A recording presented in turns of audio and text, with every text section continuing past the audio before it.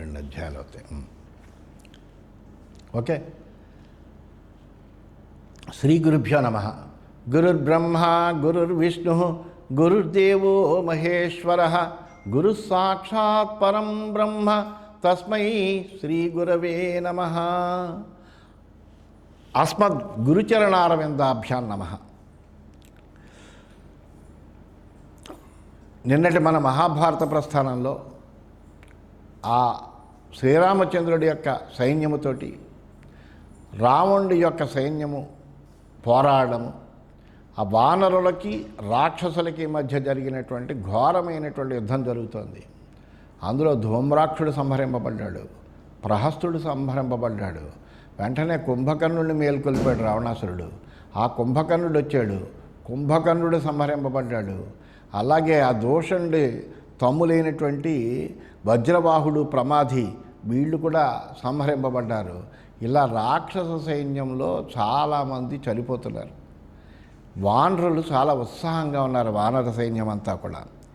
వెంటనే తతశ్రుత్వా హతం సఖ్యే కుంభకర్ణం సహానుగం ప్రహస్తం చ మహేశ్వాసం ధూమ్రాక్షం చాతి తేజసం పుత్రం ఇంద్రజితం వీరం రావణ ప్రత్యభాషత జహి రామమమిత్రఘ్న సుగ్రీవం చ సలక్ష్మణం.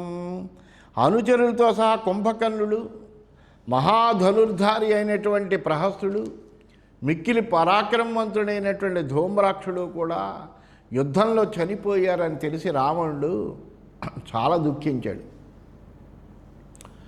వెంటనే వీరుడైనటువంటి ఇంద్రజిత్తుని ఆహ్వానించాడు.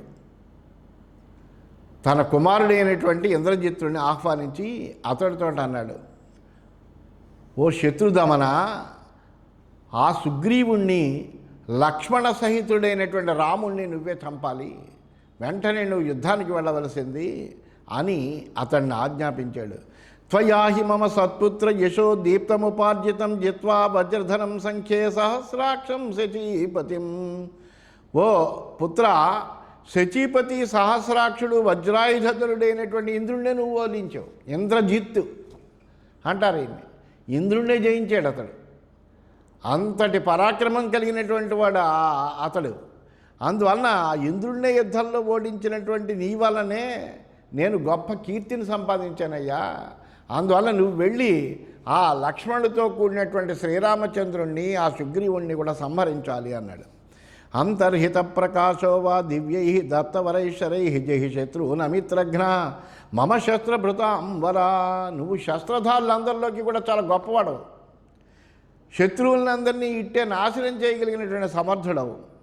దేవతలు వరంగా ఇచ్చినటువంటి అనేకములైనటువంటి దివ్యాస్త్రాలు నీ దగ్గర ఉన్నాయి. అదృశ్యంగా ఉండి యుద్ధం చేయగలవు, కనిపిస్తూ యుద్ధం చేయగలవు, కనిపించకుండా కూడా యుద్ధం చేయగలవు. నువ్వు అంటే ప్రకటంగాను చేయగలవు, అదృశ్యంగాను చేయగలవు. అందువలన నువ్వు వెంటనే యుద్ధానికి వెళ్ళి వాళ్ళని సంహరించవయ్యా.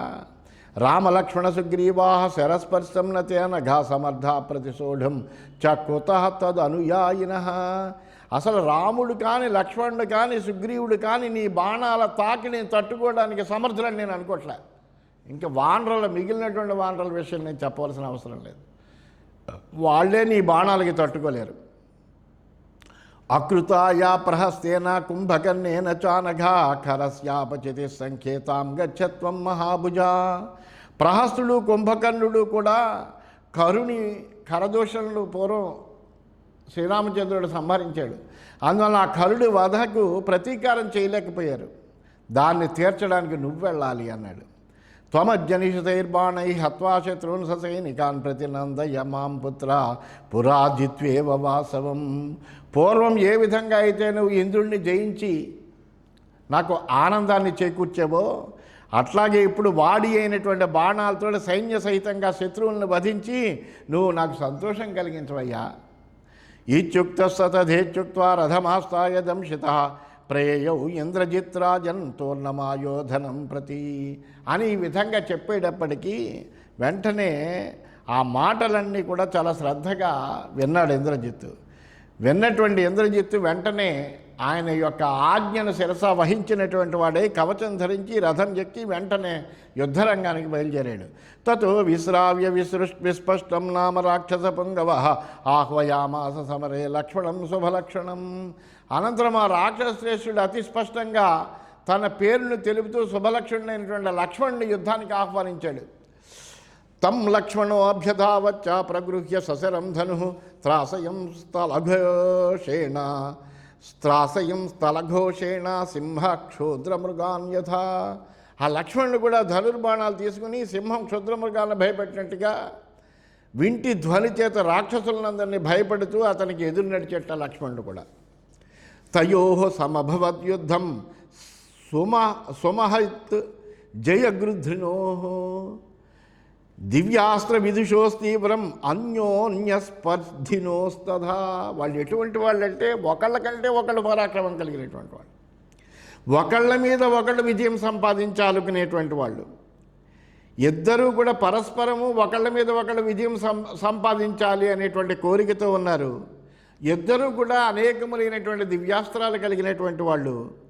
ఇద్దరికీ పరస్పరము స్పర్ధ ఉంది. ఈ యుద్ధంలో నేను నెగ్గాలంటే నేను నెగ్గాలని. అలాంటి ఆ ఇద్దరి మధ్య తీవ్రమైనటువంటి యుద్ధం జరిగింది. రావణిస్తూ యథానైనం విశేషయతి సాయకై తతో గురుతరం యత్నం ఆతిష్టద్బలినాం వరహ. రావణస్య అపత్యం పమాన్ రావణి అంటే ఇంద్రజిత్తు. ఆ ఇంద్రజిత్తు బలవంతుల్లో శ్రేష్టమైనటువంటి వాడు ఆ ఇంద్రజిత్తు. కానీ బాణాలలో బాణప్రయోగంలో ధనుర్విద్యలో లక్ష్మణుణ్ణి మించలేకపోయేట. ఆ ఇంద్రజిత్తు లక్ష్మణుడి యొక్క పరాక్రమం అప్పుడు చూశాడు. చూసి వెంటనే తాను తన ప్రయత్నాన్ని ఇంకా పెంచాలి అని తెలుసుకున్నాడు. తెలుసుకున్నటువంటి వాడై అత్యధికమైన ప్రయత్నం చేసేట. తత ఏనం మహావేగై అర్ధయామాస తోమరై తానాగతన్ సచిచ్ఛేద సౌమిత్రినిస్తైశ్వరై.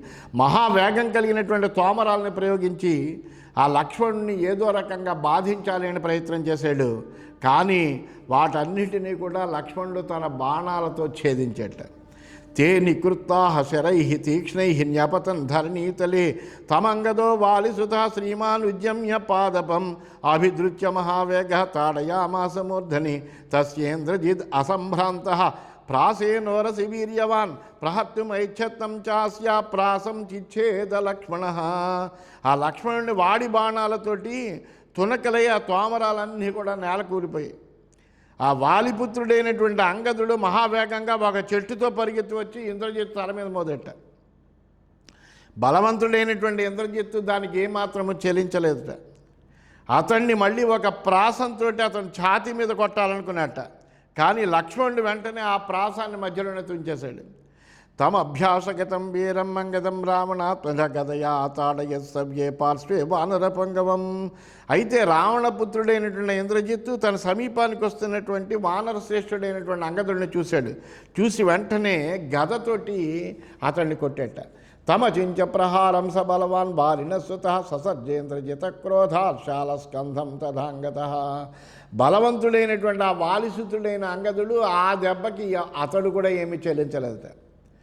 క్రోధంతో ఏం చేసేట, ఒక పెద్ద మద్ది చెట్టుని పెకలించి వేసేట. పెకలించి దాన్ని ఇంద్రజిత్తు మీదకి విసిరేట. సోంగదేన ఋషోసృష్ట వధాయేంద్రజితస్తరు జఘానేంద్రజితస్పార్థ రథం సాస్వం ససారథ్యం. ఆ ఇంద్రజిత్తుని వధించడానికి కోపంతో అంగదుడు విసిరినటువంటి ఆ చెట్టు ఆ ఇంద్రజిత్తు యొక్క రథాన్ని గుర్రాలతో సారథితో సహా మట్టుపెట్టిందట. తతో హతాస్వాత్ ప్రస్కంధ్య రథాత్స హత సారథి తత్రైవాంతర్ధదే రాజన్ మాయయా రావణాత్మజ. సారథి చనిపోయాడు. గుర్రాలు లేని ఆ రథాల నుంచి రావణపుత్రుడైనటువంటి ఇంద్రజిత్తు వెంటనే అతనికి మాయా విద్య వచ్చు కాబట్టి ఆ మాయాబలం చేత అక్కడ వెంటనే అదృశ్యమైపోయేట. అంతర్హితం విదిత్వాతం బహుమాయంచ రాక్షసం రామస్తం దేశమాగమ్య తత్సైన్యం పర్యరక్షత. అనేక మాయలు తెలిసినటువంటి ఆ రాక్షసుడు అంతర్ధానం అయ్యాడని తెలుసుకున్నాడు రామచంద్రుడు. వెంటనే అక్కడికి వచ్చాడు. తన సైన్యాన్ని అన్ని వైపుల నుంచా కూడా తాను రక్షించడం మొదలెట్టాడు. స రామముద్దిశ్య సరహితతో దత్తవరైస్తదా వివ్యాధ సర్వగాత్రేషు లక్ష్మణంచ మహాబలం. ఆ ఇంద్రజిత్తు అప్పుడు దేవతల వరంగా ప్రసాదించినటువంటి బాణాలతో ఆ శ్రీరాముణ్ణి మహాబలి అయినటువంటి లక్ష్మణుని కూడా శరీరం అంతా తూట్లు పొడిచెట్ట. తమదృశ్యం శరైశోరౌ మాయయాంతర్హితం తదార్యోధయామాస్తులభో రావణిం రామలక్ష్మణౌ. అతను మాయతోటి అదృశ్యమై యుద్ధం చేస్తున్నాడు, ఎక్కడి నుంచి బాణాలు వస్తున్నాయో తెలవట్లేదు. ఆ విధంగా ఆ అదృశ్యంగా ఉన్న ఇంద్రజిత్తుతోటి ఆ రామలక్ష్మణులు ఇద్దరు కూడా బాణాలతో యుద్ధం చేస్తూనే ఉన్నారు. సరుషా సర్వగాత్రేషు తయో పురుష సింహయో వ్యసృజస్సాయకాన్ భూయ శతశోధ సహస్రశ. ఆ ఇంద్రజిత్తు మహాకోపంతో ఆ రామలక్ష్మణులు ఇద్దరి మీద కూడా అనేకములైనటువంటి వందల వేల బాణాలను పదే పదే గుప్పించట. తమ అదృశ్యం విచిన్వంత సృజంతమనిశంశరాన్ హరయో వివిషుర్వ్యోమ ప్రగృహ్య మహతీశలాహ. ఎడతెగ్గండా బాణాలు వస్తున్నాయి, మనిషి కనిపించట్లేదు, అదృశ్యంగా ఉన్నాడు. దాంతో ఎక్కడి నుంచి ఆ బాణాలు వస్తే కానీ తెలవట్లేదు. అందువల్ల ఆ వానరులు రామలక్ష్మణులు కూడా ఆ బాణాల చేత గాయపడ్డారు. తౌ శరై ఆచితౌ వీరౌ భ్రాతరౌ రామలక్ష్మణోపేతతుర్గగనాత్ భూమిం సూర్యచంద్రమసావివ. ఆ అన్నదమ్ములైనటువంటి రామలక్ష్మణులు ఇద్దరు కూడా బాణాలతో పూర్తిగా కప్పబడ్డారట. సూర్యచంద్రులు ఆకాశాన్ని నుండి పడిపోయినట్టుగా భూమి పడిపోయారట. ఎందుకంటే ఆ అదృశ్యంగా యుద్ధం చేస్తున్నాడు, అతడు కనిపించట్లేదు. ఆ బాణాలు విపరీతంగా వస్తున్నాయి. ఆ వస్తున్నటువంటి బాణాలను చూసి ఎదుర్కొంటున్నారు పాపము రామలక్ష్మణులు. ఈ విధంగా యుద్ధం జరుగుతోంది. ఇది శ్రీమన్మహాభారతే వనపర్వణి రామోపాఖ్యాన పర్వణి ఇంద్రజిద్యుద్ధే అష్టాశీతి అధికస్య 200తమోధ్యాయ. ఈ విధంగా శ్రీమన్మహాభారతంలో రామోపాఖ్యాన పర్వం అనే ఉపపర్వంలో ఇంద్రజిత్తు యుద్ధం అనేటువంటి 288వ అధ్యాయం పూర్తయింది. 289వ అధ్యాయంలోకి మనం ప్రవేశించాము. ఈ వృత్తాంతం అంతా కూడా మార్కండేయ మహర్షి యుధిష్ఠిరాదులకి తెలియజేస్తున్నాడు. తావు భూపతితో దృష్ట్వా భ్రాతరో రామలక్ష్మణౌ బబంధ రావణిర్భూయ శరై దత్తవరైస్తదా. ఆ అన్నదమ్ములు ఇద్దరూ కూడా రామలక్ష్మణులు నేల కూలిపోయారు. ఆ పడిపోవడం చూశాడు ఇంద్రజిత్తు. వెంటనే తనకు దేవతలు వరంగా ప్రసాదించిన బాణాలతో వాళ్ళని పూర్తిగా బంధించేసేట. తౌ వీరౌ శరబంధేన బద్ధావింద్రజితారణే రేజత పురుష వ్యాఘ్రౌ శకుంతావివ పంజరే. ఆ పురుష శ్రేష్ఠులైనటువంటి రామలక్ష్మణులు ఇంద్రజిత్తు యొక్క బాణాల చేత బంధింపబడ్డారు. ఎలా బంధింపబడ్డారంటే పంజరంలో ఆ పక్షుల్ని ఎలా అయితే బంధిస్తారో అట్లాగా ఆ బాణముల యొక్క పంజరంలో వాళ్ళు బంధింపబడ్డారట. తౌ దృష్ట్వా పతితౌ భూమౌ శతసహసాయకైశ్చితౌ సుగ్రీవ కవిభిస్సార్ధం పరివార్య తతస్థితః. ఆ వందల కొద్ది బాణాల చేత ఆవరింపబడినటువంటి భూమి మీద పడినటువంటి వాళ్ళని చూశాడు సుగ్రీవుడు. వెంటనే వానరులందరినీ పిలిపించాడు. వాళ్ళందరితోటి కలిసి వాళ్ళ చుట్టూ నేరు నిలిచేట. సుషేణమైంద్వివదైహి కుముదేనాంగదేన చ హనుమన్నీలతారైస్తానలేన చ కపీశ్వర. వెంటనే ఆ సుషేణుడు వచ్చాడు, మైందుడు వచ్చాడు, ద్వివిధుడు వచ్చాడు, కుముదుడు వచ్చాడు, అంగదుడు వచ్చాడు, హనుమంతుడు వచ్చాడు, నీలుడు వచ్చాడు, తారుడు వచ్చాడు, నరుడు వచ్చారు. ఈ వానర వీళ్ళందరూ కూడా వచ్చారు. వాళ్ళందరూ కూడా వీళ్ళందరితోటి కలిసి సుగ్రీవుడి రామలక్ష్మణులు రక్షిస్తున్నాడు. తతస్థం దేశమాగమ్య కృతకర్మ విభీషణ బోధయామాసతౌ వీరో ప్రజ్ఞాస్త్రేణ ప్రభోయితౌ. అప్పుడు కార్యసాధకుడైన విభీషణుడు అక్కడికి వచ్చి వీళ్ళు ప్రజ్ఞాస్త్రం అనేటువంటి ఒక అస్త్రం ద్వారా వీళ్ళకి మెలుగు తెప్పించేట. విశల్యౌ చాపి సుగ్రీవ క్షణేనేతౌ చకార విశల్యయా మహౌషధ్యా దివ్య మంత్ర ప్రయుక్తయా. ఆ సుగ్రీవుడు దివ్యమైనటువంటి మంత్రాలను ప్రయోగించి విశల్యము అనేటువంటి ఒక గొప్ప ఓషధి చేత క్షణంలో వాళ్ళిద్దరి శరీరాల్లోని బాణాలన్నీ కూడా తొలగించి వాళ్ళని మళ్ళీ స్వస్థులుగా చేసేట. తౌ లబ్ధ సంజ్ఞౌ నృవరౌ విశల్యా ఉదతిష్టతాం గతత్యంద్రీక్రమౌ చాపి క్షణేనేతో మహారథౌ. ఆ నరశ్రేష్ఠులైనటువంటి మహారథులైనటువంటి రామలక్ష్మణులు ఇద్దరు కూడా తెలివి తెచ్చుకున్నారు. వెంటనే బాణరహితులై అలసట బద్ధకం తొలగిపోయినటువంటి వాళ్ళై క్షణకాలంలో వాళ్ళు లేచి కూర్చున్నారట. తతో విభీషణ పార్థ రామమిక్ష్వాకునందనం ఉవాచ విజ్వరం దృష్ట్వా కృతాంజలిరిదం వచః. అప్పుడు ఆ ఇక్ష్వాకునందనైనటువంటి శ్రీరామచంద్రుడు స్వస్థుడే ఉండడంతో విభీషణుడు చేతులు జోడించి అతనితో ఈ విధంగా చెప్పేట. ఇదం అంభో గృహీత్వాతు రాజరాజస్య శాసనాత్ గుహ్యకో అభ్యాగత శ్వేత త్వస్సకాసమరిందమా. ఓ మహానుభావ, రాజరాజైనటువంటి కుబేరుడి యొక్క ఆజ్ఞపై గుహ్యకుడు ఈ నీటిని తీసుకుని శ్వేతపర్వతం నుండి నీ సన్నిధికి వచ్చాడయ్యా. ఇదమంభ కుబేరస్తే మహారాజ ప్రయచ్చతి అంతర్హితానాం భూతానాం దర్శనార్థం పరంతప. ఎందుకు నీ తీసుకొచ్చాడంటే అంతర్హితులైనటువంటి అంటే అదృశ్యంగా ఉండేటువంటి ప్రాణుల్ని దర్శించడానికి ఆ మహారాజు అయినటువంటి కుబేరుడు ఈ నీటిని నీకు ఇచ్చాడయ్యా. అందువల్ల ఈ నీటిని కనుక రాసుకుంటే నువ్వు అంతర్హితులైనటువంటి వాళ్ళందరూ కూడా అదృశ్యంగా ఎవరైతే యుద్ధం చేస్తున్నారో వాళ్ళందరూ నీకు కనిపిస్తారు. అందువల్ల దీంతో నువ్వు కన్నులు తుడుచుకోవయ్యా అన్నాడు. అనేన మృష్టనయన భూతాని అంతర్హితాన్యుత భవాన్ రక్షతి యస్మై చ ప్రదాస్యతి నరస్సతు.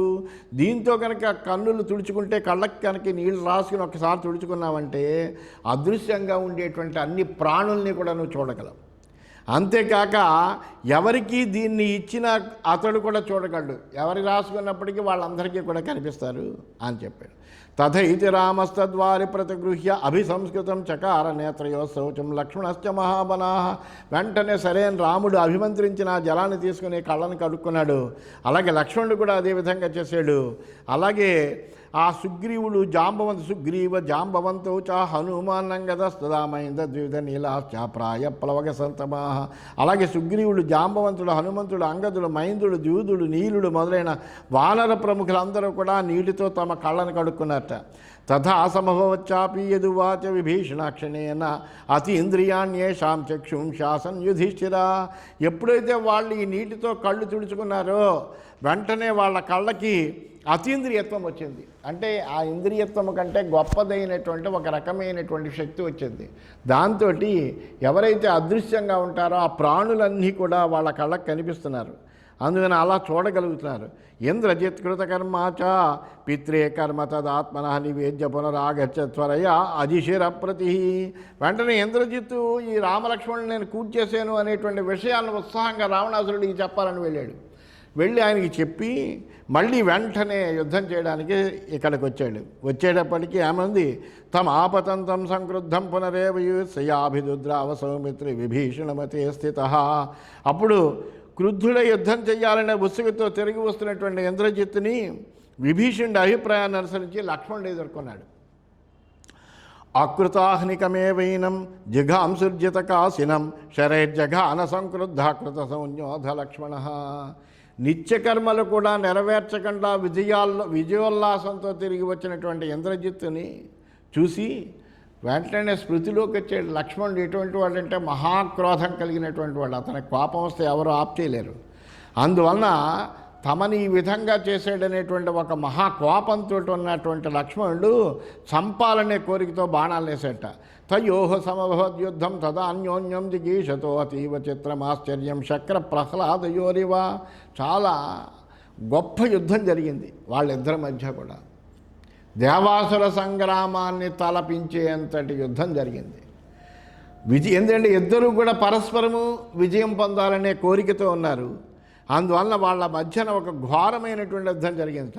అవిధ్యత్ ఇంద్రజిత్తీక్షై సౌమిత్రం మన్మభేదిభి సౌమిత్రశ్చానల స్పర్శై అవిధ్యత్ రావణిం శరై. చాలా తీక్షణమైనటువంటి బాణాలతో ఇంద్రజిత్తు లక్ష్మణుని కొడుతున్నాడు. లక్ష్మణుడు అంతకంటే తీక్షణమైనటువంటి బాణాలతోటి ఇంద్రజిత్తును గాయపరుస్తున్నాడు. సౌమిత్రి శరసంస్పర్శాత్ రావణి క్రోధమూర్ఛిత ఆసృజల్ లక్ష్మణాయాస్తౌ శరానాసి విశోపమాన్. లక్ష్మణుడు వేసినటువంటి బాణాల తాకిడికి క్రోధమూర్ఛితుడైపోయేట ఇంద్రజిత్తు. విషసర్పాల వంటి 8 బాణాలని చాలా కోపం వచ్చినటువంటి వాడై వెంటనే 8 బాణాలని లక్ష్మణుడి మీద ప్రయోగించాట.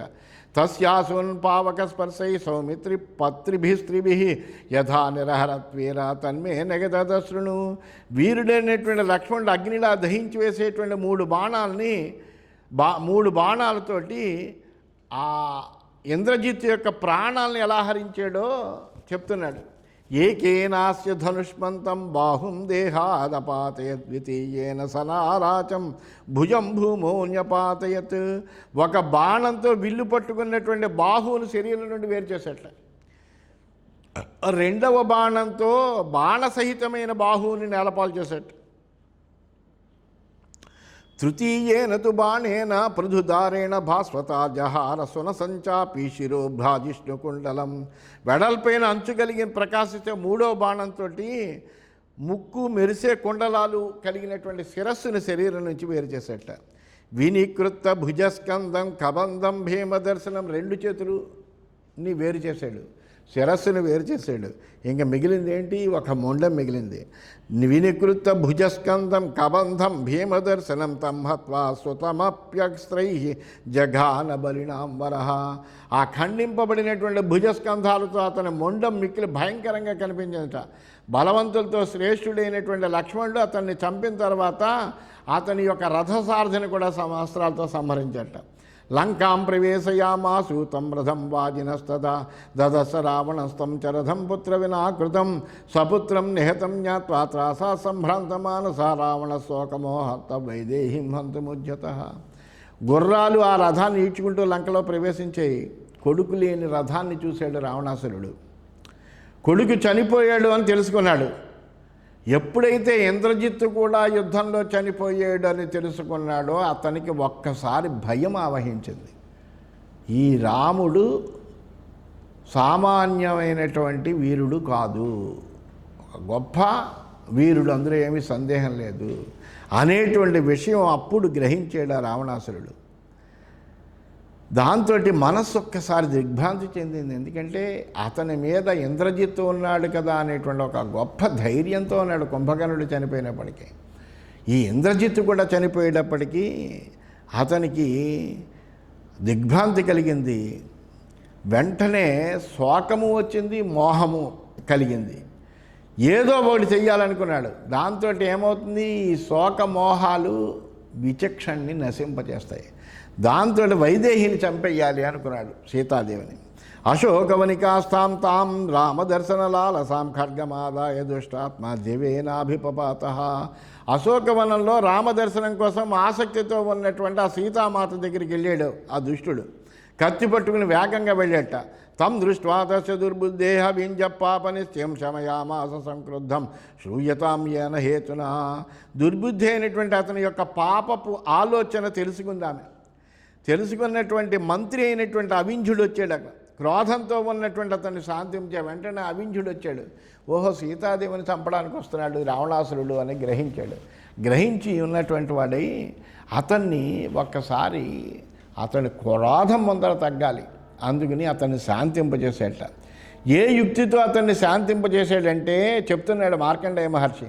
మహారాజ్యే స్థితో దీప్తే న స్త్రియం హంతుమర్హసి హతే వైషా యదా స్త్రీ చ బంధనస్తాచతే వసే. ఓ రాక్షసరాజా, నువ్వు ఎంత పరాక్రమం కలిగినటువంటి వాడు అని నిన్ను కీర్తిస్తారు. రావణాసురుడంటే ముల్లోకాల్ని జయించినటువంటి ఒక గొప్ప వీరుడని అందరూ కీర్తించారు ఇప్పటివరకు. అటువంటి నీవు చేత బంధింపబడినటువంటి ఒక స్త్రీని నువ్వు చంపితే లోకం ఏముంటుందయా నిన్ను?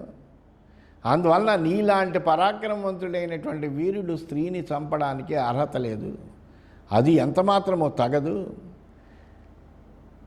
ఎప్పుడైతే నువ్వు ఆమెను బంధించి తీసుకొచ్చావో ఆమె అప్పటికే చనిపోయింది అయిన దాంతో సమానము. ఇప్పుడు మళ్ళీ చంపుదామనుకోవడం ఏంటి నువ్వు? అందువల్ల ఇది ఎంత మాత్రం ఉచితం కాదు. నైషా దేహభేదేన హతాస్యాదితి మే మతి దేహి భర్తారమేవాస్యా హతే తస్మిన్ హతా భవేత్. ఇప్పటికే ఈమె సగం చచ్చిపోయింది. నువ్వెప్పుడైతే బంధించగలిగి తీసుకొచ్చావో, ఈమె భర్త మహాపరాక్రమవంతుడిగా మీద పడుతున్నాడు, అతన్ని చంపాలి నువ్వు. అతన్ని చంపితే కనుక ఈమె పూర్తిగా చనిపోయింది అవుతుంది. నైతే విక్రమే తుల్య సాక్షాదభిశతక్రతు సకృద్ధి త్వయాసేంద్ర త్రాసితాత్రిదశాయుధి. ఇంద్రుణ్ణి కూడా జయించిన పరాక్రమం కలిగినటువంటి నీలాంటి వాడుతోటి ఈమె సమానమైందా? ఈమెను చంపుతానంటే అబలను. అందువలన పరాక్రమవంతుడైన ఇంద్రుడే నీతో యుద్ధంలో తలపడలేడు.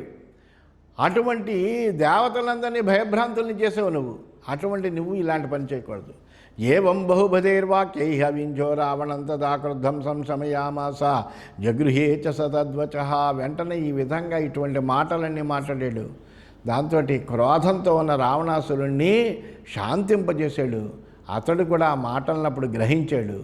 నిర్యాణే సమతిం కృత్వా నిధాయాసింక్షపాచర ఆజ్ఞాపయామాస తథా రథో మే కల్ప్యతామితి. ఆ నిశాచరుడు అయినటువంటి రావణుడు యుద్ధానికి బయలుదేరాలని సంకల్పం చేసుకుని వెంటనే కత్తిని వరలో పెట్టుకుని నా రథం సిద్ధం చేయండి, నేను యుద్ధానికి వెళ్తాను అని అందరినీ ఆజ్ఞాపించాడు. అందువలన తానే యుద్ధానికి వెళ్ళాలి అని అనుకుని నిర్ణయం చేసుకున్నాడు రావణాసురుడు. ఇది శ్రీమన్మహాభారతే వనపర్వణి శ్రీరామోపాఖ్యాన పర్వణి ఇంద్రజిద్వధే ఏకోననవత్యధిక ద్విశతమోధ్యాయ. ఈ విధంగా శ్రీమన్ మహాభారతంలో వనపర్వంలో రామోపాఖ్యానం అనే ఉపపర్వంలో ఇంద్రజిద్వధ అనేటువంటి 289వ అధ్యాయం పూర్తయిందని తెలియజేస్తూ స్వస్తి.